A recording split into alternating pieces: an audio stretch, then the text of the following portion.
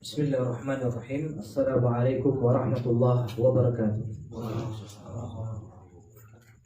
Innal hamdalillah nahmaduhu wa nasta'inuhu wa nastaghfiruh wa na'udzu billahi min shururi anfusina wa sayyiati a'malina. Man yahdihillahu fala mudilla lahu wa man yudlil fala hadiya lahu.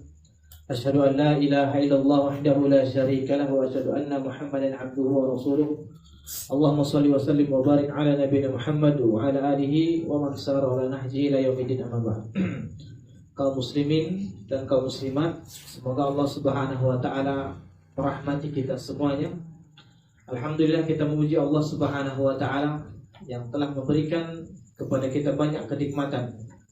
Yang terutama sekali yang harus kita syukuri adalah nikmat kita di atas sunnah Rasulullah sallallahu alaihi wasallam. Dan ini nikmat yang sangat luar biasa. Tidak Allah berikan kepada semua orang, tapi Allah pilih orang-orang tertentu yang mereka kuat untuk menghadapi segala macam cobaan yang Allah Subhanahu wa taala katakan dalam Al-Qur'an. Janganlah kalian mengatakan kami beriman dan kalian tidak diuji oleh Allah Subhanahu wa taala. Jadi kita yang mengatakan beriman kepada Allah Subhanahu wa taala pasti ada ujian. Dan kita bisa melewati ujian adalah karena pertolongan Allah. Allah mengatakan wa ma bikum min ni'matin faminallah. Dan nikmat apa saja yang ada pada dirimu itu semuanya datang dari Allah Subhanahu wa taala. Kita ini tidak ada apa-apanya hadirin.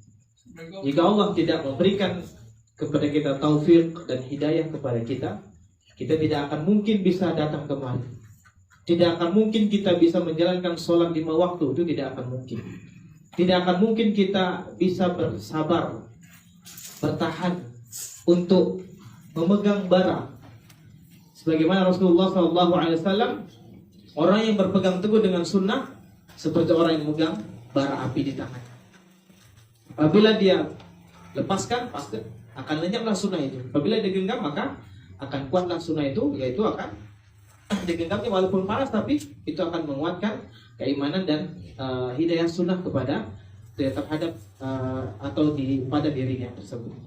Jadi hadirin dirahmati Allah Subhanahu wa taala, kenikmatan inilah yang harus kita jaga, harus kita sirami, harus kita pupuk ya, sebagaimana kita tahu bahwasanya ya segala hal ya tumbuh-tumbuhan itu apabila dirawat dia akan menjadi nampak lebih indah, lebih subur. Begitu juga dengan keimanan kita. Bagaimana kita cara memupuknya adalah dengan menghadiri kajian-kajian ilmu, berbanyak istighfar kepada Allah, berbanyak berdoa kepada Allah, dan berteman dengan orang-orang yang soleh. Itu harus kita lakukan. Jika tidak, maka akan pupuslah atau sirnalah keimanan yang atau hidayah yang selama ini ada pada diri kita, itu akan semuanya akan hilang. Kenapa? Karena kita tidak merawat. Sebagaimana kita punya tanaman bunga misalnya di depan rumah kita, kita biarkan dia tidak kita siram, ya, dia terkadang ada hewan-hewan yang memakan, kita biarkan, tidak kita usir, akhirnya akan mati sendiri dia. Begitu juga keimanan kita. Hidayah sunnah ini Bapak Ibu sekalian yang kita katakan sangat mahal. Maka bersyukurlah kita kepada Allah. Dan kita harus ingat itu semua adalah pemberian dari Allah Subhanahu wa taala. Kita ini adalah manusia biasa. Jika bukan karena Allah, kita jadi bukanlah siapa-siapa. Kalau bukan karena Allah, kita tidak bisa melakukan apa-apa. Jadi harus kita ingat, ya, segala sesuatu yang nempel sama kita itu semuanya pemberian dari Allah Subhanahu wa taala. Jadi tidak akan mungkin seorang muslim yang dia memahami Al-Quran dan Sunnah ada kesombongan di dalam diri, itu tidak akan mungkin. Tidak akan mungkin itu terjadi. Kenapa? Karena semua kenikmatan yang ada pada dirinya, dia sandarkan itu semua datang dari Allah Subhanahu wa taala. Ya, itu semuanya adalah pemberian dari Allah Subhanahu wa taala. Kesehatannya, hartanya, pekerjaannya, ya, anak istrinya, hidayah sunnah dan semuanya itu dia sandarkan semuanya datang dari Allah Subhanahu wa taala. Kemudian hadirin rahmati Allah Subhanahu wa taala. Berikutnya adalah perbanyaklah sholawat dan salam kepada Rasulullah Sallallahu Alaihi Wasallam, junjungan kita bersama, uswah dan qudwah bagi kita semuanya. Kita lihatlah perjalanan beliau Sallallahu Alaihi Wasallam yang telah ditulis oleh para ulama, yang disaksikan oleh para sahabat Rasulullah Sallallahu Alaihi Wasallam, bagaimana beliau berakhlak, Apa yang dikatakan oleh Anas bin Malik pada sahabat-sahabat yang bertanya kepada beliau, karena Anas bin Malik ini merupakan orang yang diperbantukan oleh ibunya untuk membantu Rasulullah Shallallahu Alaihi Wasallam selama 10 tahun, dan beliau ditanya oleh sahabat-sahabat yang lain bagaimana karakter Rasulullah Shallallahu Alaihi Wasallam. Beliau mengucapkan bahwasanya Rasulullah adalah orang yang sangat baik, luar biasa akhlaknya, dan beliau tidak pernah menghardik Anas bin Malik selama 10 tahun. Beliau tidak pernah mencela Anas bin Malik, tidak pernah mengatakan kenapa kamu kerjakan ini, kenapa nggak kamu begini. Itulah Rasulullah Shallallahu Alaihi Wasallam, seorang panutan dalam kehidupan seorang tuan dalam rumah tangga. Beliau punya pembantu, tapi beliau jaga perasaan pembantu tersebut. Jadi semua lini kehidupan Rasulullah itu semua adalah kebaikan dan kebenaran yang bisa kita jadikan teladan dan contoh. Apa yang tidak ada pada diri Rasulullah, semuanya ada. Ya, semuanya ada pada diri Rasulullah Shallallahu Alaihi Wasallam. Beliau pemimpin sebuah negara, pemimpin dalam rumah tangga, pemimpin dalam peperangan. Semua beliau adalah pemimpin. Dalam ibadah beliau pemimpin. Ketakwaan semuanya adalah beliau adalah pemimpin. Jadi apabila kita ingin menjadikan beliau sebagai teladan kita, maka bacalah Sirah Nabawiyah. Sudahkah di antara kita memiliki buku Rahiqul Maktum, sejarah Rasulullah dari beliau dilahirkan sampai beliau wafat? Jika belum, maka usahalah kita untuk membaca. Dengarkan kajian-kajian yang disampaikan oleh para ustadz kita. Ya, sekarang ini media banyak Bapak Ibu sekalian, yang Allah mudahkan bagi kita semuanya untuk belajar ilmu syar'i. Dari media sosial, dari televisi, parabola, sudah banyak sekarang kajian-kajian sunnah yang disampaikan oleh para asatidzah kita. Kita tidak perlu jauh-jauh kita untuk mendapatkan ilmu. Jika kita ingin, maka Allah mudahkan bagi kita semuanya. Tapi yang perlu diingat adalah bahwasanya orang yang menjalankan agama, kata Rasulullah, man ya'is minkum, barang siapa yang hidup di antara kalian, ya, dia akan mendapati banyak perselisihan. Fa'alaikum bisunnati wa sunnati al-khulafa'ir rasyidin. Hendaklah kalian berpegang teguh dengan sunnahku dan sunnah para khulafa'ir rasyidin. Adalah para sahabat Rasulullah Sallallahu Alaihi Wasallam, orang yang terbaik di kalangan umat ini adalah setelah Rasulullah adalah para sahabat, dan mereka sudah dijamin oleh Allah Subhanahu Wa Taala untuk masuk ke dalam surganya Allah Subhanahu Wa Taala. Apalagi yang kita harapkan ketika nama kita sudah disebutkan bahwasanya kita adalah calon penghuni surga. Sudah disebutkan nama kita. Apalagi yang mau kita, apalagi kebahagiaan apalagi yang akan kita harapkan? Kalau nama kita sudah disebutkan, Bapak masuk ke dalam surga nanti. Siapa yang merekomendasi Rasulullah? Rasulullah dari siapa? Dari Allah Subhanahu Wa Taala. Namun begitu pun Bapak Ibu sekalian, mereka itu tidak merasa menyombongkan diri, tidak pernah. Mereka tetap tawadhu, mereka tetap mengamalkan ibadah, memperbanyak ibadah-ibadah. Yang jelas apa yang dikatakan Rasulullah, mereka terima, mereka imani, mereka jalankan. Begitulah sikap para sahabat radhiyallahu taala anhum. Maka kita contoh mereka. Maka itu mengamalkan agama Islam ini harus kita contoh para sahabat. Makanya panutan kita adalah Al-Quran dan Sunnah sesuai dengan pemahaman para sahabat. Kenapa sesuai dengan para sahabat pemahaman mereka? Karena mereka lah orang yang paling dekat dengan Rasulullah. Di zaman mereka diutuslah Rasulullah. Di zaman mereka turunlah Al-Quranul Karim. Jadi makanya kita harus mencontoh para sahabat radhiyallahu taala anhum. Mudah-mudahan kita semuanya yang hadir di sini Allah berikan kekuatan bagi kita untuk menegakkan sunnah pada diri kita, keluarga kita, dan masyarakat kita. Dan itu butuh perjuangan. Mana ada orang Bapak Ibu sekalian mengatakan kami beriman, lantas Allah tidak uji? Tidak ada. Rasulullah SAW berapa kali beliau ingin dibunuh oleh umatnya sendiri? Berapa kali beliau diserang, dicaci maki, diganggu. Kita baru dibilang, jenggot kita dikritisi oleh orang, celana kita dikritisi, jilbab kita dikatain orang begini-begini. Kita harus lihat Rasulullah bagaimana dahulu. Begitu kita Pak. Ini berkaitan dengan cobaan-cobaan. Kita belum ada apa-apa. Makanya kita harus tetap kuat bersatu untuk menegakkan sunnah. Harus bersatu kita. Untuk menegakkan kebenaran itu harus punya pengaturan. Artinya terorganisir kita. Ada bagian-bagian yang harus kita isi. Kita di bidang mana kita bisa untuk berdakwah? Kita di bidang harta, kita keluarkan harta kita. Kita punya tenaga, kita punya keahlian di media. Silakan kita berbuat. Ya, untuk kemajuan dakwah sunnah di Sungai Piring yang tercinta ini. Baiklah Bapak Ibu yang dirahmati oleh Allah Subhanahu wa taala. Pada malam hari yang berbahagia ini merupakan kajian perdana di mungkin setelah lama sudah vakum ya. Sudah lama vakum. Sebelum sudah ada ya, tapi mungkin ada yang sebagian di Alvaro, kemudian di Air Batu dan seterusnya kisaran. Tapi yang jelas Bapak Ibu sekalian, apa yang Bapak Ibu sekalian ini merupakan niat yang sangat luar biasa.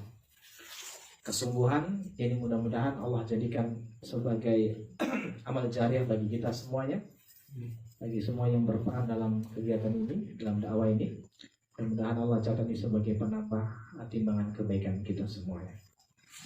Baiklah Bapak Ibu yang dirahmati oleh Allah Subhanahu wa taala, sebagaimana kita telah jelaskan, kita umumkan dari panitia ya, bahasanya kajian perdana kita adalah tentang konsekuensi iman kepada Allah Subhanahu wa taala. Jadi konsekuensinya adalah tuntutan yang harus kita lakukan ketika kita mengatakan amantu billah, aku beriman kepada Allah Subhanahu wa taala. Jadi butuh pembuktian, itulah konsekuensi yang harus kita jalani, harus kita terapkan dalam kehidupan kita. Jadi kita tidak hanya sebatas ngomong saya beriman kepada Allah lantas sudah begitu saja. Itu semuanya butuh bukti. Karena keimanan itu adalah tasdiqun bil qaulun bil lisani wa tasdiqun bil qalbi wa amalun bil jawari. Yaitu kita mengucapkan dengan lisan kita, membenarkan dengan hati kita, mengucapkan dengan lisan kita, dan menerapkan dengan anggota badan kita. Itulah dinamakan dengan iman. Jadi iman itu bukan hanya sekedar percaya. Apa itu iman? Percaya. Apa itu iman? Yakin. Tapi kita nggak paham maksudnya itu apa iman. Jadi iman itu adalah kita membenarkan, ya, dengan hati kita. Bahwasanya saya beriman kepada Allah, kita benarkan betul-betul sungguh-sungguh, kita benarkan, ya, keyakinan kita itu tentang Allah Subhanahu wa taala. Dan kita ucapkan, kalau kita sudah meyakini itu sebuah kebenaran atau iman, maka kita ucapkan dengan lisan, saya beriman kepada Allah Subhanahu wa taala. Dan yang ketiga adalah kita terapkan dengan anggota badan kita. Apa itu buktinya?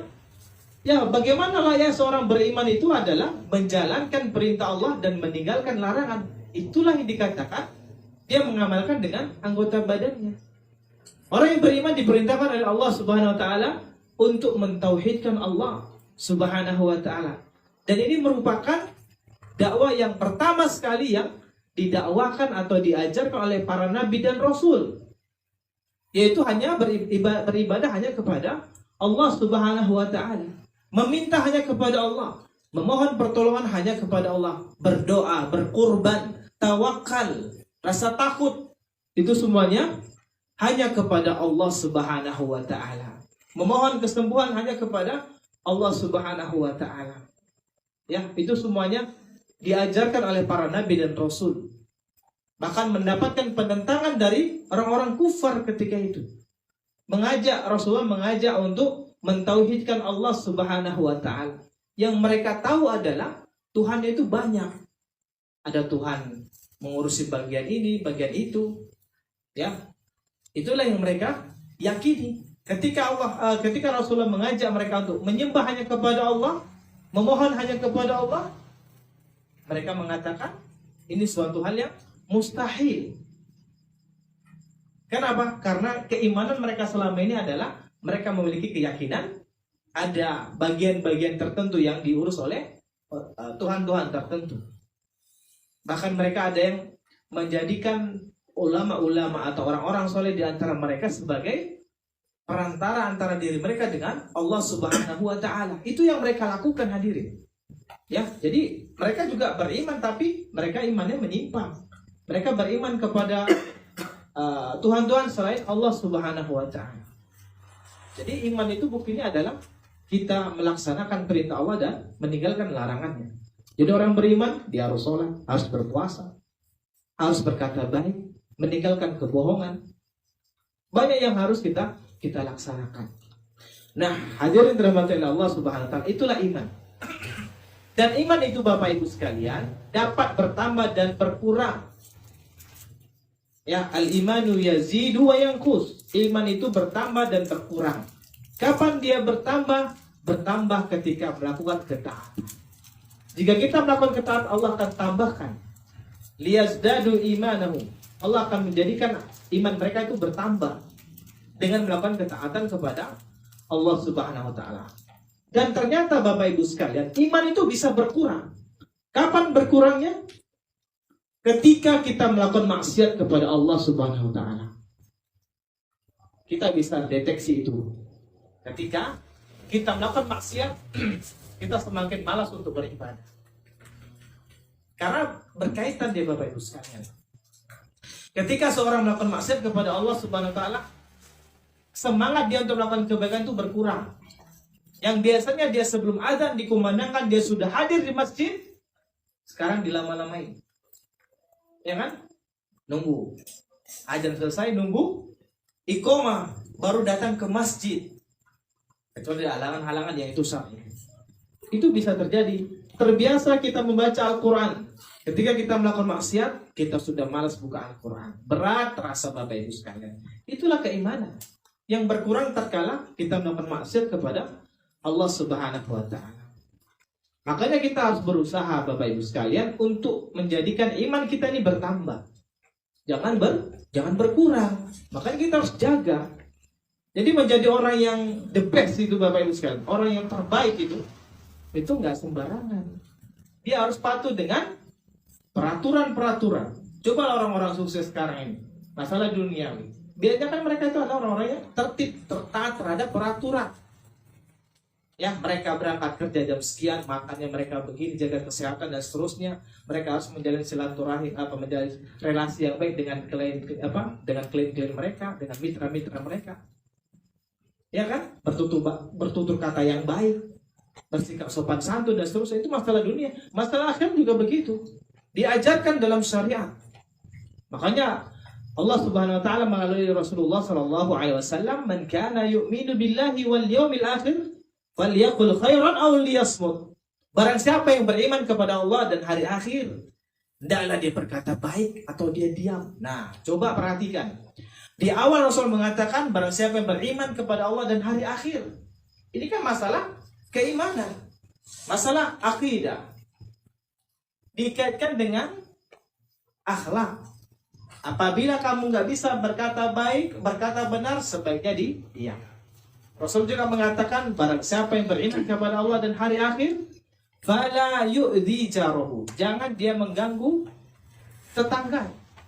Barang siapa beriman kepada Allah dan hari akhir, hendaklah dia memuliakan tamunya. Jadi luar biasa hadirin yang dirahmati oleh Allah Subhanahu wa taala syariat Islam ini. Dan itu merupakan keimanan. Keimanan yang harus kita tumbuh, suburkan dalam hati kita. Baiklah, beriman kepada Allah memiliki konsekuensi. Yang pertama adalah kita harus meyakini adanya Allah Subhanahu wa taala. Kita harus meyakini adanya Allah Subhanahu wa taala. Keberadaan Allah Subhanahu wa taala dijelaskan dalam Al-Qur'an bahwasanya Allah itu berada di atas arsy. Jadi zat Allah itu berada di atas arsy, di atas langit ketujuh. Jika ada yang bertanya tentang zatnya Allah Subhanahu wa taala, katakan Allah berada di langit ketujuh, di atas arsy, di atas singgasana Allah Subhanahu wa taala. Itu harus kita yakini. Ya, tentang keberadaan Allah Subhanahu wa taala. Dan makhluk semua yang ada di atas muka bumi dan di antara langit dan bumi dan di langit itu semua adalah ciptaan Allah Subhanahu wa taala. Kita harus tahu itu. Kita harus yakini hadirin. Ya, kita harus yakini itu semua adalah Allah Subhanahu wa taala yang melakukannya. Menerbitkan matahari dari timur, kemudian tenggelam di barat, itu Allah semuanya mengatur. Makanya ketika Nabi Ibrahim menantang Raja Namrud, ya, berkaitan tentang itu, terdiamlah Raja Namrud. Ya, bahwasanya Allah Tuhanku, kata Nabi Ibrahim, menerbitkan matahari dari timur, menenggelamkan ke barat. Coba kamu balik. Gak akan mampu dia. Tidak akan mampu kan? Gak akan mampu. Karena itu kekuasaan Allah Subhanahu wa Ta'ala. Jadi kebanyakan orang-orang kafir itu penyakitnya adalah karena kesombongan. Jadi mereka itu sombong, Bapak Ibu sekalian. Kesombongan dalam dirinya, yaitu sombong itu menolak kebenaran dan meremehkan manusia. Ada orang-orang kafir tuh, Pak, yang kita lihat itu semuanya karena sombong mereka. Gak mau mereka beriman. Mereka tuh punya kewajiban untuk beriman. Mereka punya kewajiban untuk sholat, puasa, pakai jilbab bagi wanita, itu mereka punya kewajiban. Tapi mereka pintunya itu belum dimasuki, yaitu syahadat La ilaha illallah Muhammad Rasulullah. Mereka belum, tidak akan mungkin beriman. Karena pintu di awal itu adalah mereka tidak memasukinya. Jadi di akhirat nanti mereka tetap diperkarakan. Karena mereka tidak beriman kepada Allah Subhanahu wa Ta'ala. Kenapa mereka tidak beriman? Rata-rata karena kesombongan yang ada pada diri mereka. Mereka tidak mengakui tentang kewajiban beriman kepada Allah dan meyakini Nabi Muhammad adalah utusan Allah Subhanahu wa Ta'ala. Bahkan mereka meyakini ada Tuhan selain Allah Subhanahu wa Ta'ala. Yang seharusnya itu Nabi, dikatakan mereka adalah Tuhan. Itulah yang terjadi karena kesombongan yang mereka lakukan. Jadi bagi kita, ketika kita mengatakan saya beriman kepada Allah, kita harus meyakini adanya Allah Subhanahu wa Ta'ala. Semua alam semesta yang atur adalah Allah Subhanahu wa Ta'ala. Allah berada di atas arsy. Adapun pengawasan Allah itu mencakup seluruh tempat. Ya, seluruh tempat. Jadi Allah itu bukan di mana-mana zatnya, tapi Allah mengetahui segala sesuatu, baik yang kecil maupun besar, yang nampak ataupun yang tidak nampak. Dalam satu waktu, beda dengan kita. Kita berbicara dengan orang, misalnya 2 orang kita berbicara. Kita pasti fokus salah satu dari keduanya. Tidak mungkin kita fokus dua-duanya. Adapun Allah Subhanahu wa Ta'ala, orang yang memohon, meminta kepada Allah di sungai piring, di air batu, di Amerika, di Saudi Arabia, di seluruh belahan dunia ini, dalam satu waktu, Allah Subhanahu wa Ta'ala semuanya bisa ditampung oleh Allah Subhanahu wa Ta'ala. Itu harus kita paham. Allah sangat luar biasa. Kemudian yang kedua, yang dituntut oleh kita, konsekuensi kita beriman kepada Allah, kita harus mengimani tentang kerububiyahan Allah. Ya, tentang ketuhanan Allah Subhanahu rububiyah, yaitu pengaturan Allah Subhanahu wa Ta'ala. Jadi Bapak Ibu yang dirahmati oleh Allah Subhanahu wa Ta'ala, kita harus mengimani bahwa Allah lah satu-satunya Tuhan yang tidak ada sekutu dan penolong baginya. Jadi zat yang mengatur alam semestanya hanya Allah Subhanahu wa Ta'ala. Yang menciptakan alam semesta ini adalah Allah Subhanahu. Kita harus meyakini yang menguasai seluruh alam semesta ini adalah Allah Subhanahu wa Ta'ala. Ala lahul khalqu wal amru. Kata Allah Subhanahu wa Ta'ala dalam surah Al-A'raf ayat 54, ingatlah segala penciptaan dan memerintah hanyalah hak Allah Subhanahu wa Ta'ala. Jadi kita harus yakini bahwasanya Allah adalah yang mengatur alam semesta ini.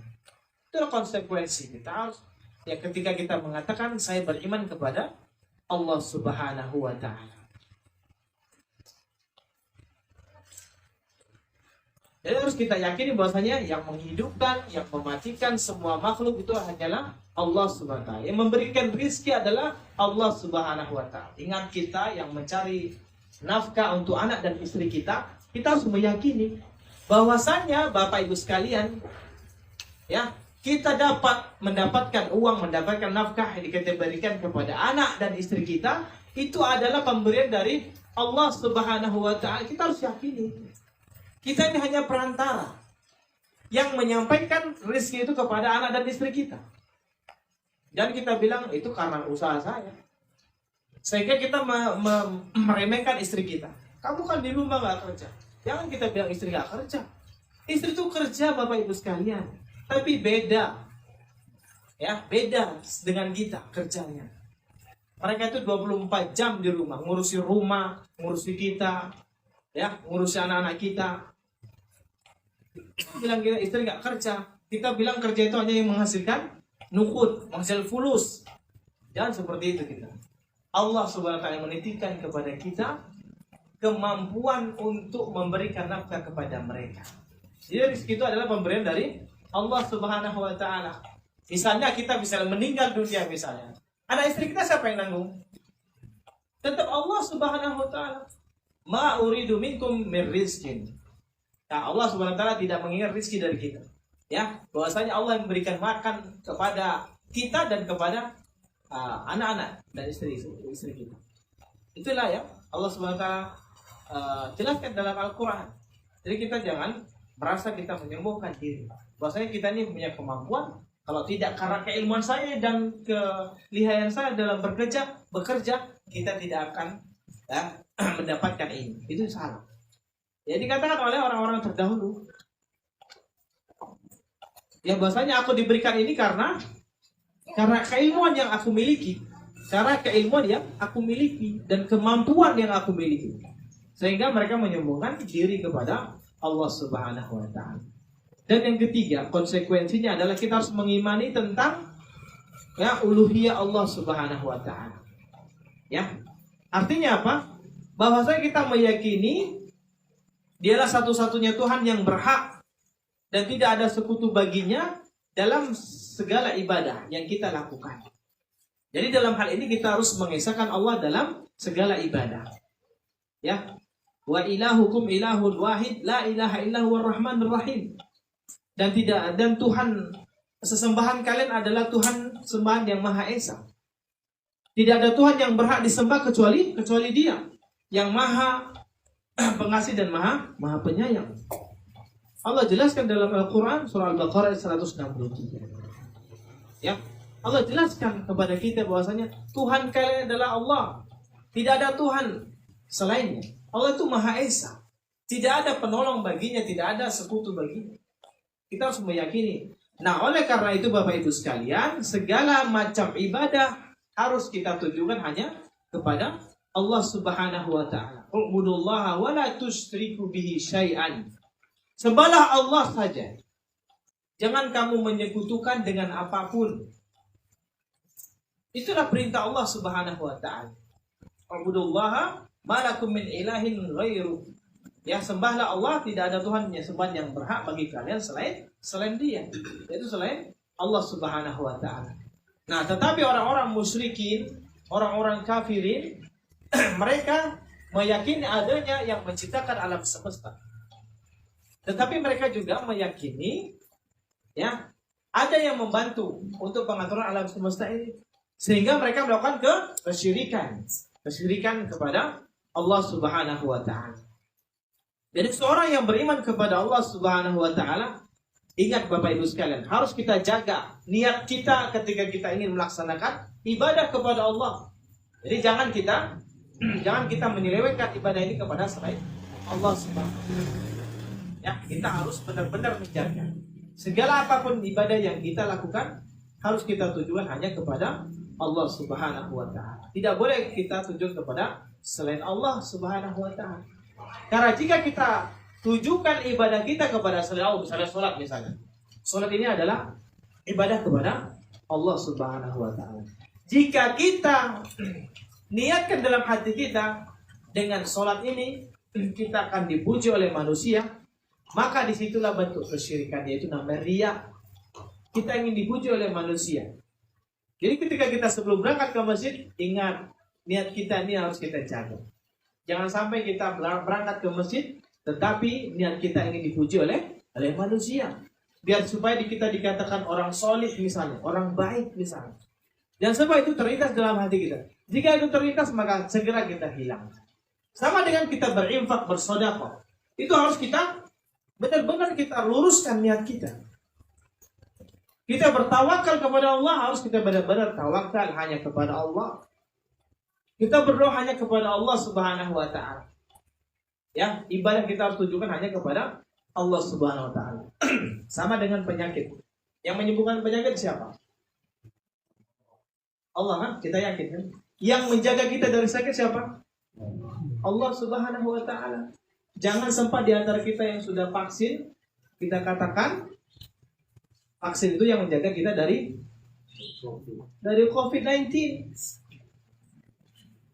Itu hanya wasilah. Kita jangan yakin itu sebagai sebuah penjagaan kita selain Allah Subhanahu wa taala. Siapapun kita Bapak Ibu sekalian, mati itu sebuah kepastian. Sebuah kepastian.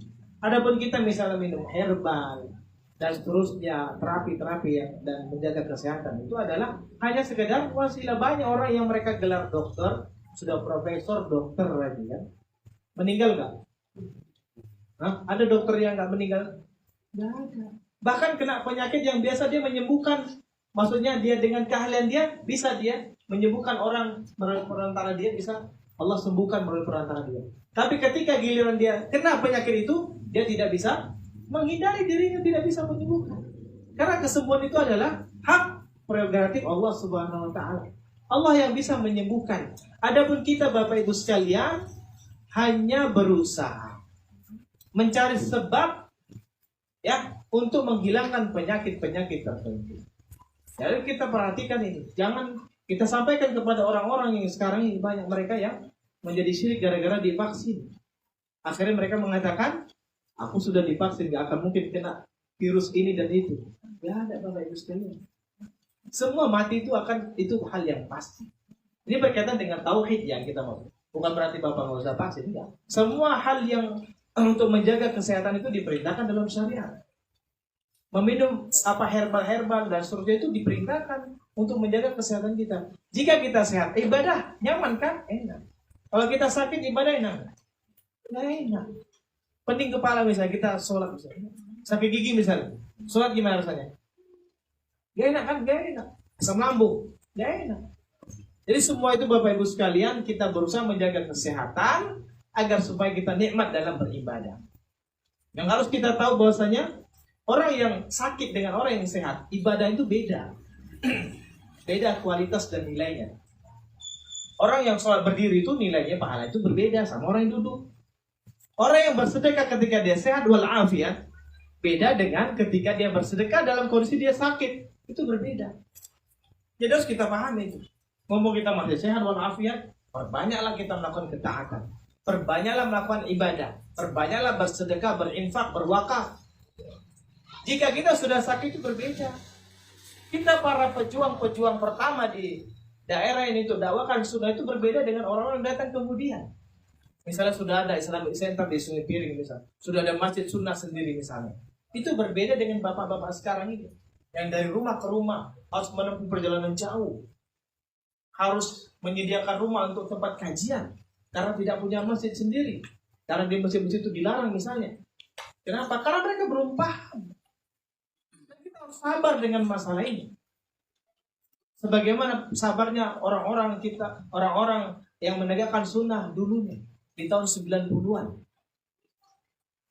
Mereka juga mengalami hal yang sama, lebih parah daripada kita. Mereka sampai hampir dibunuh, diserang rumahnya. Kita harus bersabar karena pertolongan Allah Subhanahu wa taala. Jika kita betul-betul ikhlas beribadah, Allah akan tolong.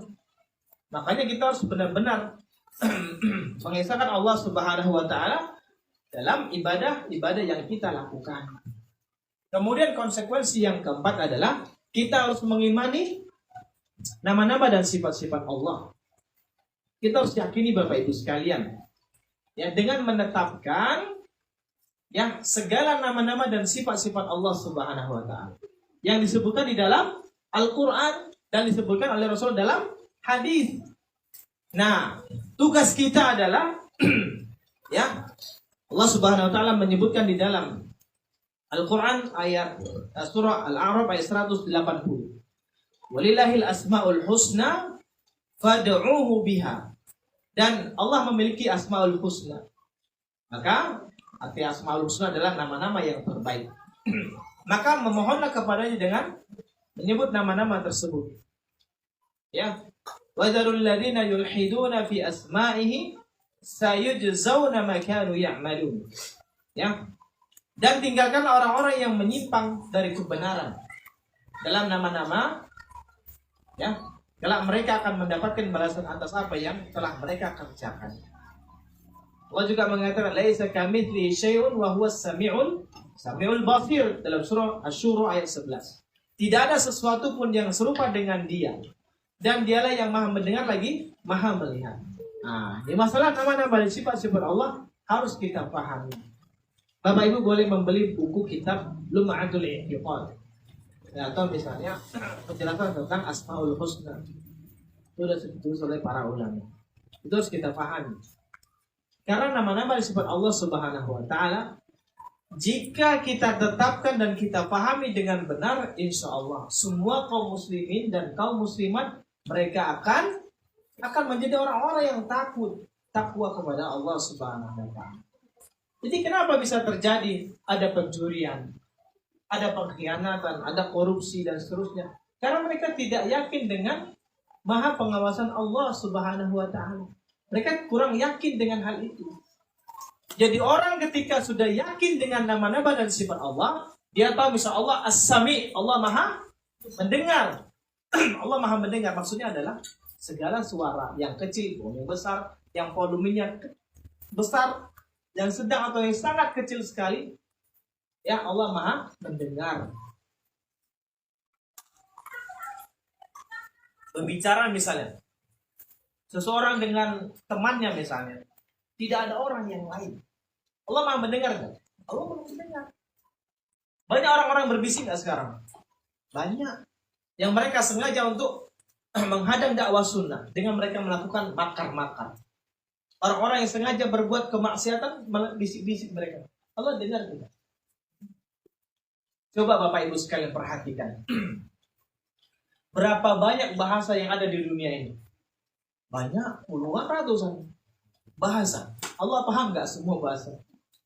Siapa yang menciptakan bahasa Indonesia? Saya tanya sama bapak-bapak yang sudah sepuh di sini. Siapa Pak?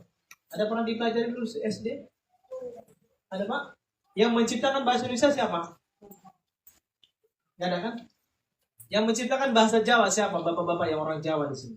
Ada? Ada Pak yang menciptakan? Yang menciptakan bahasa Cina dengan tulisan seperti kita mungkin banyak yang nggak tahu cara baca. Ya kan? Tapi hadirin dirahmati oleh Allah Subhanahu wa taala, itu semua adalah ciptaan Allah Subhanahu wa taala. Semua bahasa Allah yang menciptakan. Bukan ada manusia yang menciptakan bahasa Batak misalnya. Mana orang yang menciptakan bahasa Batak? Hanya Allah yang menciptakan. Makanya Allah Subhanahu wa taala semua memahami bahasa. Jadi jangan kita berangkat kita tulis dengan bahasa-bahasa Islam Allah tidak paham. Jangan. Orang puisi Allah paham. Mereka berbicara Allah paham. Bahasa apapun yang kita terapkan Allah sebenarnya dipahami oleh Allah Subhanahu wa taala. Insyaallah kita akan lanjutkan setelah pada atau salat Isya.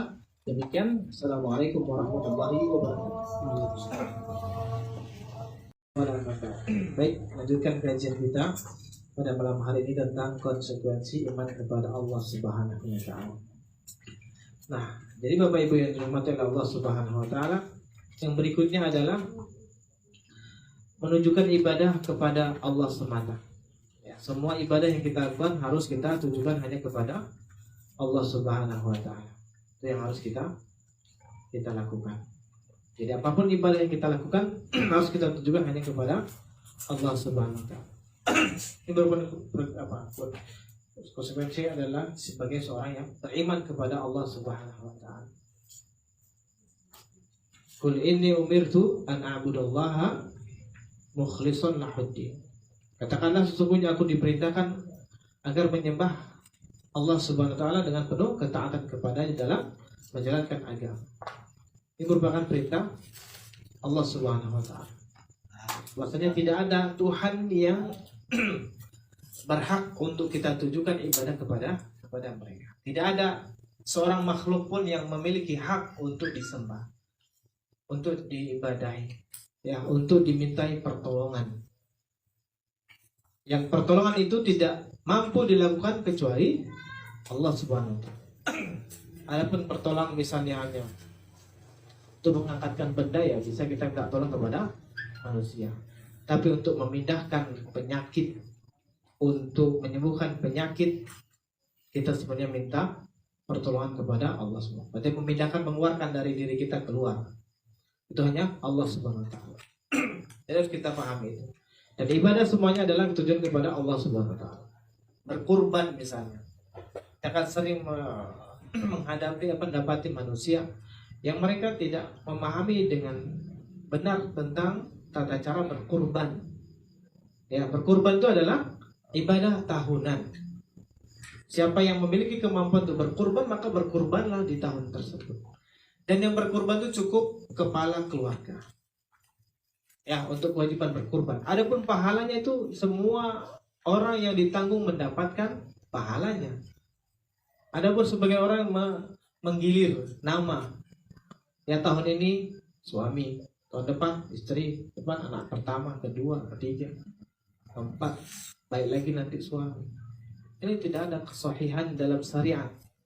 Sedangkan Nabi Muhammad SAW, beliau berkurban atas nama beliau. Adapun pahala, semua yang ditanggung oleh beliau mendapatkan bagian pahala.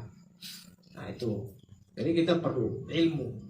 Baik ibadah semua itu butuh ilmu, Bapak Ibu sekalian. Jangan sampai kita salah dalam melaksanakan ibadah. Niat kita salah ketika kita beribadah kepada Allah Subhanahu wa Ta'ala. Konsekuensi berikutnya adalah kita harus mengagungkan dan memuliakan Allah Subhanahu wa Ta'ala. Kita agungkan dalam diri kita. Kita muliakan Allah Subhanahu wa Ta'ala dalam diri kita. Bahwasanya yang memiliki keagungan kemuliaan hanyalah Allah Subhanahu wa Ta'ala. Dengan kita melihat dan kita menyaksikan dengan mata kepala kita semuanya. Kita lihat tumbuh-tumbuhan yang ada di hadapan kita. Kita lihat hewan-hewan yang ada di tengah-tengah kita ataupun yang di lautan, di daratan, yang mereka terbang dan seterusnya dengan berbagai macam jenis. Ya, itu Allah semuanya menciptakan. Ya, berapa banyak jenis ikan di lautan, di sungai, di danau, itu berbeda-beda. Itu semua adalah ciptaan Allah Subhanahu wa Ta'ala yang menciptakan ya ikan yang ikan paus yang paling besar ikan paus apa? Ikan paus biru ya. Mungkin itu yang paling besar di laut sih. Mungkin ada yang lebih besar yang kita tidak ketahui. Maha agungnya Allah Subhanahu wa Ta'ala yang menciptakan hewan yang sangat besar, melebihi besar tubuh kita. Ya, maka kita harus muliakan dan agungkan Allah dalam diri kita. Sehingga ketika kita mengetahui keagungan dan kemuliaan Allah Subhanahu wa Ta'ala, kita bersegera untuk melakukan ketaatan kepada Allah Subhanahu wa Ta'ala. Bersegera untuk melakukan kebaikan-kebaikan. Kita tahu keagungan Allah. Kita tahu kemuliaan Allah Subhanahu wa Ta'ala. Dan kita dengan segera untuk menjauhi dan meninggalkan segala keburukan, segala maksiat, segala bentuk kerusakan yang itu bisa merusak keimanan kita, merusak kehidupan kita, merusak amalan kita. Kita harus jauhi. Karena kita tahu keagungan Allah Subhanahu wa Ta'ala. Kemudian juga kita tidak perlu merasa takut dengan makhluk. Karena makhluk itu adalah ciptaan Allah Subhanahu wa Ta'ala. Jadi kita tidak perlu takut untuk menegakkan kebenaran. Tidak perlu takut untuk dikucili, dijauhi oleh masyarakat. Karena kita tahu ini yang kita tegakkan adalah amanah dari Allah yang maha agung, yang maha mulia. Jangan takut kita. Tegakkan kita. Ya, kebenaran itu kita tegakkan dengan cara yang hikmah, yang bijaksana, yang diajarkan oleh Rasulullah SAW. Kita berdakwah tanpa menyinggung orang lain. Artinya tanpa kita merendahkan orang lain. Kita kenalkan dakwah sunnah ini tanpa kita harus meremehkan mereka. Kita belum tahu. Ketika Allah memberikan berikan kepada mereka hidayah sunnah, mungkin lebih baik daripada kita. Dan ternyata terkadang kita lupa untuk mendoakan mereka. Doakan mereka dengan keagungan Allah Subhanahu wa Ta'ala. Allah akan memberikan hidayah kepada mereka. Bukan hari ini, mungkin bukan minggu depan, mungkin bukan bulan depan, mungkin bukan tahun depan. Bisa jadi ketika kita wafat, mereka barulah sadar. Jadi begitu Bapak Ibu sekalian. Contoh Rasulullah SAW. Beliau sangat faham betul tentang keagungan Allah Subhanahu wa Ta'ala. Ketika beliau diusir dari Taif, beliau berdakwah di Mekah ini. Ya, diusir, ya akan dibunuh. Jadi beliau merasa kayaknya bagus didakwah di Taif.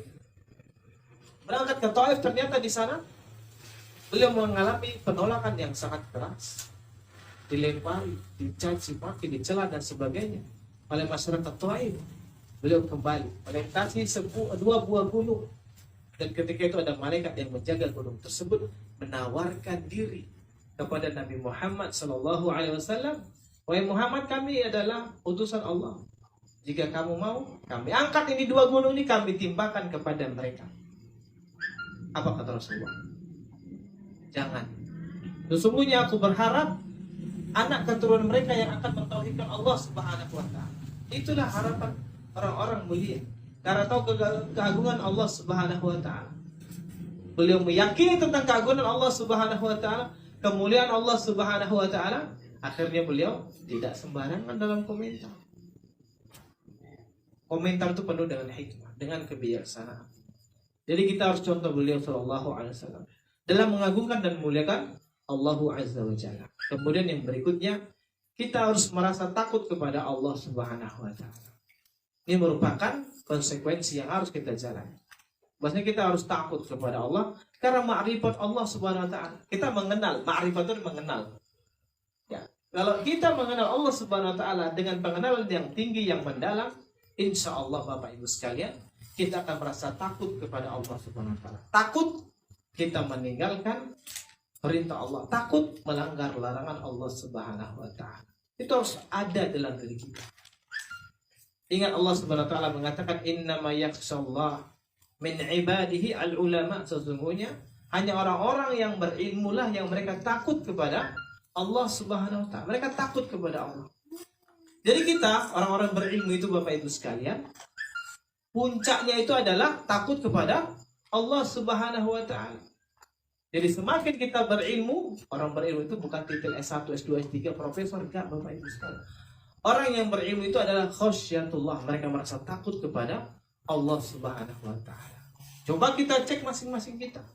Ketika ada perintah di hadapan kita, ada larangan di hadapan kita, bagaimana sikap kita terhadap perintah dan larangan Allah?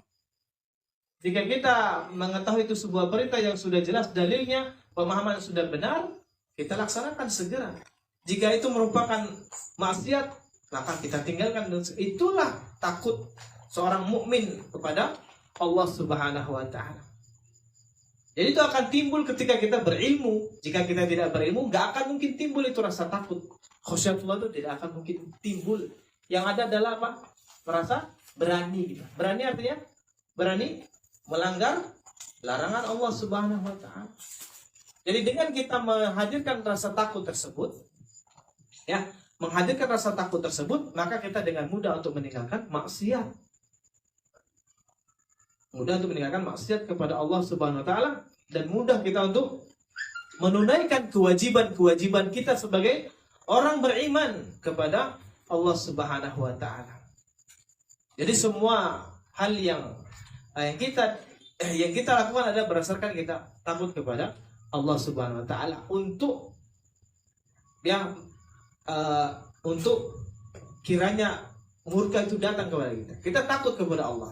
Karena jika kita melanggar larangan Allah atau meninggalkan perintah, itu datanglah kemurkaan Allah Subhanahu wa taala. Jadi orang-orang yang beriman itu mereka sangat takut. Allah berfirman, ya, bahwasanya orang-orang beriman, ya, wa idza tuliyat ayatihi zadatuhum iman. Wajilat qulubuhum, ya. Jadi orang-orang yang beriman ketika dibacakan ayat Allah, bergetar hati mereka. Bergetar, gemuruh ketika dibacakan ayat-ayat Allah Subhanahu wa taala. Dan bertambahlah keimanan mereka kepada Allah Subhanahu wa taala. Atau orang-orang beriman seperti itu. Hatinya itu sangat sensitif. Ya, ketika disebutkan tentang Allah Subhanahu wa taala, langsung mereka mengatakan sami'na wa ata'na. Kami dengar dan kami taati. Itulah orang beriman. Mereka sangat cinta kepada Allah Subhanahu wa taala. Mereka takut kepada Allah Subhanahu wa taala sekiranya Allah itu murka kepada dirinya. Ketika kita sudah menjadi orang yang taat kepada Allah Subhanahu wa taala, maka Allah akan memberikan rahmat kepada kita. Kita akan dimasukkan ke dalam surganya Allah Subhanahu wa taala. Kemudian konsekuensi berikutnya adalah kita harus mencintai Allah, ya, melebihi daripada yang lain. Kita harus mencintai Allah Subhanahu wa taala melebihi dari cinta kita kepada yang lainnya. Kita harus dahulukan cinta kita kepada Allah Subhanahu wa taala.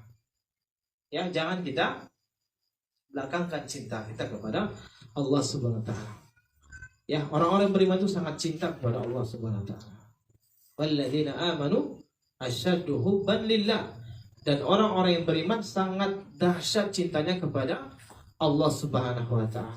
Al-Baqarah ayat 165.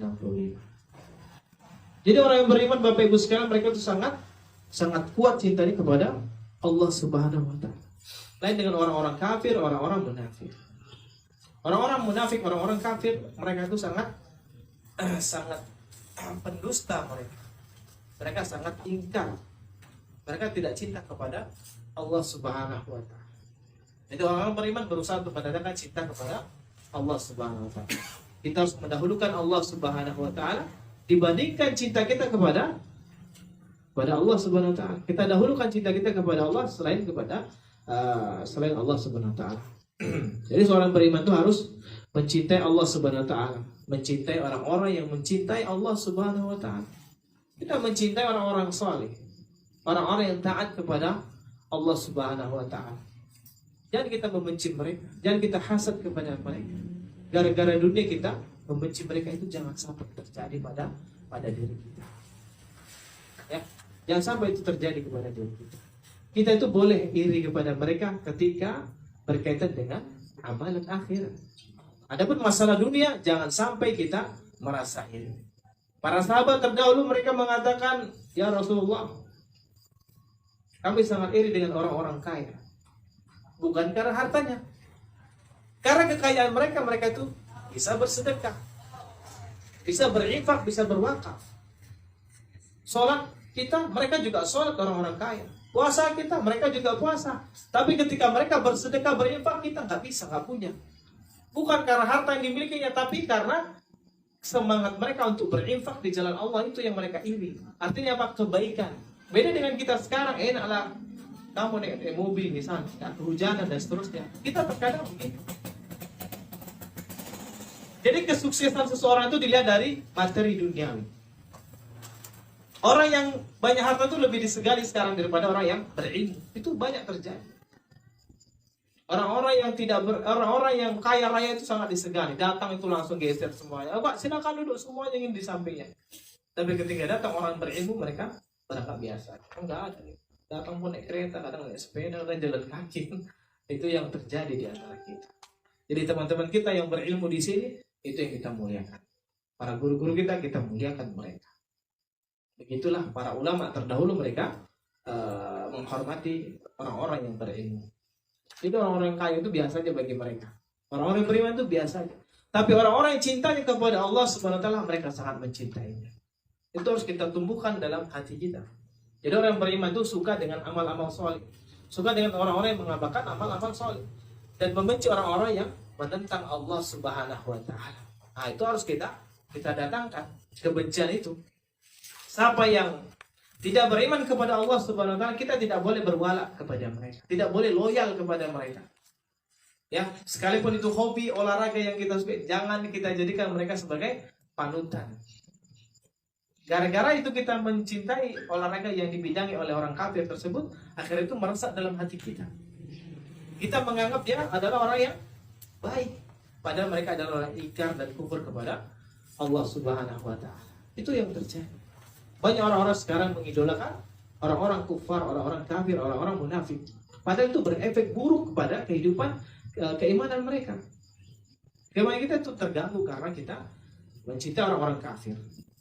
Kemudian berikutnya adalah kita bertawakal hanya kepada Allah Subhanahu wa taala. Konsekuensi yang harus kita pegang. Tawakal itu kita sandarkan. Jadi Bapak Ibu sekalian harus kita perhatikan. Ketika kita ingin melakukan sesuatu, kita berserah diri dulu kepada Allah. Bertawakal kepada Allah Subhanahu wa taala. Kita mau berusaha apa misalnya?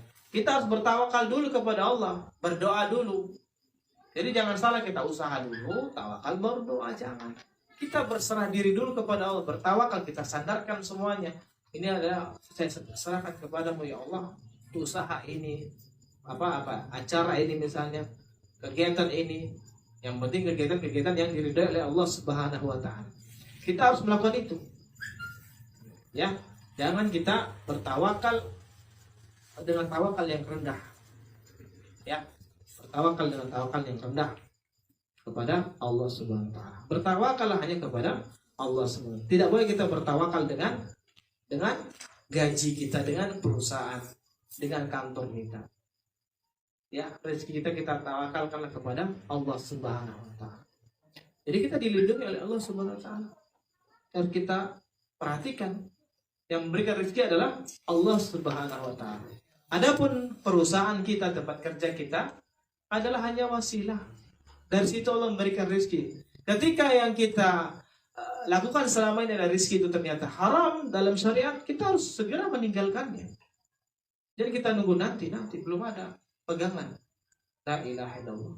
Kita bilang pegangan. Berarti kita tawakal dengan tawakal yang rendah kepada Allah Subhanahu wa taala. Na'udzubillah min dzalik. Seorang beriman tidak layak dia bertawakal kepada makhluk. Dia harus bertawakal kepada Allah Subhanahu wa taala.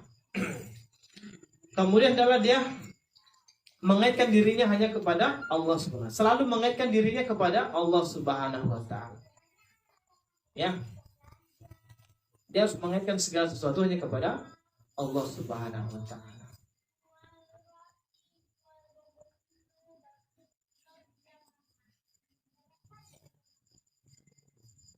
Jadi seorang beriman dia harus mengaitkan segala sesuatunya hanya kepada Allah Subhanahu wa taala. Harta dia dan sebagainya itu semua adalah dari Allah Subhanahu wa taala. Kemudian konsekuensi berikutnya adalah hendaklah kita tunduk dan patuh serta butuh kepada Allah. Tunduk patuh. Tawadhu kita kepada Allah Subhanahu wa taala. Kita harus tunduk, patuh, dan kita ini butuh kepada Allah. Nahnu fuqara ila Allah. Kita ini yang fakir. Kita ini yang butuh kepada Allah Subhanahu wa taala. Kita belajar agama, mengamalkan agama itu bukan untuk menambah kekuasaan Allah, tapi itulah untuk kembali kepada kita. Bukan kepada Allah Subhanahu wa taala. Kalau sekiranya pun kita tidak sholat, tidak beriman, misalnya tidak melakukan amal solih, apa Allah langsung drastis turun kekuasaan jadi Allah, Tuhan semesta alam? Enggak. Karena Rasulullah sudah bilang bahwasanya kalau sekiranya anak Adam dari semenjak Nabi Adam sampai menjelang hari kiamat semuanya kufur, tidak akan mengurangi kekuasaan Allah. Dan sebaliknya, semua orang dari zaman Adam sampai menjelang hari kiamat semuanya beriman, tidak akan menambah kekuasaan Allah. Terus kita ingat, kita ngaji, kita sholat, kita berbuat kebaikan, itu kembali kepada siapa? Kita, Bapak Ibu. Kita bersedekah bukan masjid itu butuh kita, enggak. Kita butuh dengan pertolongan Allah. Kita puasa atau enggak puasa, tetap itu adalah untuk kita. Sholat atau tidak sholat adalah untuk kita. Ya, kemudian berikutnya adalah kita merasa malu kepada Allah Subhanahu wa taala. Rasa malu kepada Allah Subhanahu wa taala. Itu harus kita camkan dalam diri kita. Kita malu kepada Allah Subhanahu wa taala. Ya, kemudian malu itu maksudnya kita harus merasa diawasi oleh Allah Subhanahu wa taala. Merasa diawasi. Ketika kita melakukan kemungkaran, melakukan maksiat kepada Allah. Yang terakhir adalah seorang beriman memiliki konsekuensi adalah dia berlindung hanya kepada Allah Subhanahu wa taala. Kita harus berlindung kepada Allah Subhanahu wa taala. Dan berlindung kepada makhluk. Berlindung kepada Allah Subhanahu wa taala. Ya, jangan sampai kita menjauhkan diri kita dari perlindungan Allah Subhanahu wa taala. Ya, itulah seorang beriman harus berlindung kepada Allah. Konsekuensi yang harus dilakukan bagi seorang yang mengatakan beriman kepada Allah Subhanahu wa taala. Ya, berlindung dengan kita berdoa, memohon pertolongan kepada Allah Subhanahu wa taala. Jangan lupa Bapak Ibu sekalian, setelah sholat angkat tangan kita berdoa. Ya, ketika hujan kita berdoa. Dan hal-hal waktu-waktu yang lainnya. Ketika kita berpuasa berdoa, ketika musafir kita berdoa. Banyak waktu-waktu yang mustajab yang Allah berikan kepada orang-orang yang beriman. Kita harus gunakan itu. Ya, selama Allah Subhanahu wa taala memberikan kesempatan kita untuk berdoa, maka silakan berdoa. Jangan kemarin sudah berdoa, ngapain berdoa lagi? Enggak. Berdoalah. Memintalah kepada Allah. Kenapa saudaraku belum dapat hidayah sunnah? Doakan terus. Tiap hari, tiap waktu kita punya kesempatan, kita doakan supaya saudara kita dapat hidayah, supaya istri kita dapat hidayah, anak kita dapat hidayah. Doakan orang-orang semuanya. Karena kalau kita mendoakan orang-orang, saudara-saudara kita, Allah akan mengirim malaikat yang akan mengucapkan amin, dan kamu mendapatkan apa yang kamu doakan tersebut, dan kamu dapat semisal dengannya. Nah kan gampang kita kan. Malaikat Bapak Ibu sekalian, bukan siapa-siapa, bukan orang biasa. Malaikat yang mengaminkan doa kita ketika kita mendoakan saudara kita tanpa sepengetahuannya. Kita doakan guru-guru kita, doakan sahabat-sahabat kita, saudara-saudara kita, teman-teman kita. Kita doakan mereka. Yang mudah-mudahan Allah Subhanahu wa taala memberikan kemudahan bagi kita semuanya untuk menerapkan konsekuensi sebagai orang yang beriman kepada Allahu Azza wa Jalla. Mungkin ada Bapak Ibu yang ingin bertanya, silakan.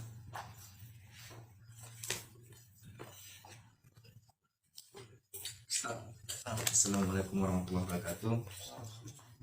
Mungkin ini di luar dari tema. Anda mau tanya tentang tadarus yang sering dilakukan di bulan Ramadan, Ustaz. Kan tuh banyak tuh setelah habis sholat isya tadarusan di masjid dan menggunakan mikrofon.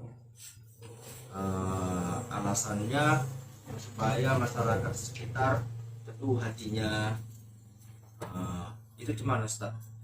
Terima kasih. Assalamualaikum warahmatullahi wabarakatuh. Jadi tadarus yang dimaksud oleh syariat itu adalah kita mempelajari Al-Quran, mempelajari Al-Quran. Dan itu sekarang banyak terjadi dengan mereka menggunakan mikrofon misalnya. Apakah itu menjadi sebuah kebenaran ketika banyak orang yang melakukan itu? Ya. Jadi kita katakan adalah bahwasanya itu termasuk perbuatan ria, ingin dipuji manusia.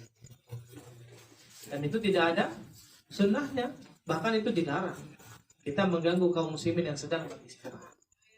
Jika kita memang betul-betul ingin melakukan tadarus Al-Quran, maka kita ikutilah Rasulullah bagaimana beliau menjelaskan Al-Quran. Itu yang diperintahkan. Bukan sekedar membaca, tapi pelajari. Tadarus ya, mempelajari Al-Quran. Bukannya sekedar membaca, apalagi dengan pengeras suara. Dan itu bisa menimbulkan ria dalam hati kita. Dan apa yang kita lakukan itu tidak mendapat pahala apa. Bahkan itu menjadi dosa. Maka kita ingat tentang masalah hal-hal yang seperti ini. Ya, jika jadi imam juga itu ya pakai mic dalam, tidak perlu keluar. Karena yang dibutuhkan itu adalah orang yang sedang sholat. Adapun di luar itu tidak, mereka tidak memerlukan itu. Ya, tidak perlu membutuhkan hal demikian. Yang membutuhkan bacaan suara imam itu adalah orang yang sholat di dalam masjid. Adapun di luar tidak. Misalnya mereka ada ibu-ibu, misalnya wanita sholat di rumah, itu mereka tidak, bahkan bisa terganggu, bisa berdosa kita menggunakan pengeras suara. Ada orang-orang yang sedang sholat di rumah, yang sedang sakit mereka terganggu, sedang istirahat mereka terganggu, bisa menimbulkan dosa. Maka itu dipikirkan hal-hal seperti itu. Maka itu nasihat kita adalah supaya kita harus menasihati mereka. Adapun jika kita sudah sampaikan ternyata tidak dihiraukan oleh mereka, maka kita katakan tugas kita sudah kita laksanakan. Adapun hasil itu adalah kita serahkan kepada Allah. Jadi hidayah itu kan ada dua. Hidayatu al-irsyad wa hidayatu at-taufiq. Hidayatul irsyad itu adalah kita memberikan bimbingan, memberikan arahan, nasihat. Adapun hidayah taufik ini, mereka menerima atau tidak itu hanya Allah yang mempunyai itu. Makanya Rasulullah, Allah tegur beliau terkait tentang pamannya yang tidak masuk Islam. Innaka lan tahdi man ahbabta walakin Allah yahdi man yasha. Sesungguhnya engkau tidak akan bisa memberikan hidayah kepada orang-orang yang kau cintai. Tetapi Allah yang memberikan hidayah bagi orang yang Allah kehendaki. Jadi hidayah taufik itu cuma Allah yang punya. Adapun hidayatul irsyad, bimbingan dan arah nasihat, itu kita semuanya punya. Jadi dakwah itu tidak mesti dengan menggunakan mic, megang mic kita ceramah, tidak. Tidak semuanya orang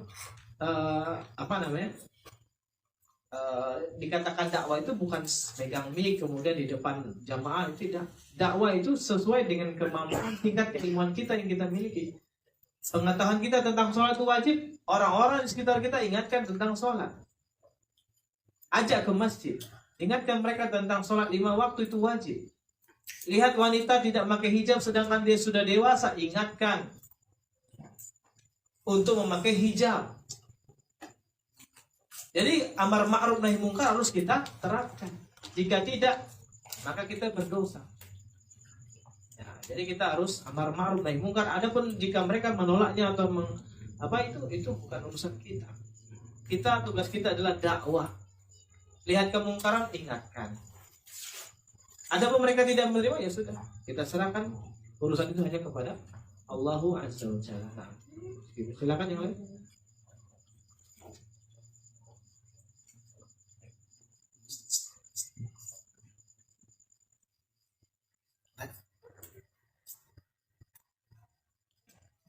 Lagi tidak ada ibu. Baik, jika tidak ada maka kita cukupkan kajian kita pada malam hari ini. Mudah-mudahan Allah Subhanahu wa taala memberikan pemahaman yang benar terhadap kajian yang kita sampaikan pada malam hari ini, dan mudah-mudahan Allah Subhanahu wa taala memberikan taufik dan hidayah terus kepada kita, dan mudah-mudahan Allah Subhanahu wa taala memberikan keistiqomahan pada diri kita semuanya untuk menjalankan sunnah-sunnah Rasulullah Shallallahu Alaihi Wasallam, dan mudah-mudahan Allah memberikan pertolongan kepada kita semuanya untuk menegakkan kebenaran dan hak di tengah-tengah kaum muslimin yang mereka sebetulnya membutuhkan obat, yaitu Al-Quran dan Sunnah. Demikian, mudah-mudahan bermanfaat. Wassalamualaikum warahmatullahi wabarakatuh.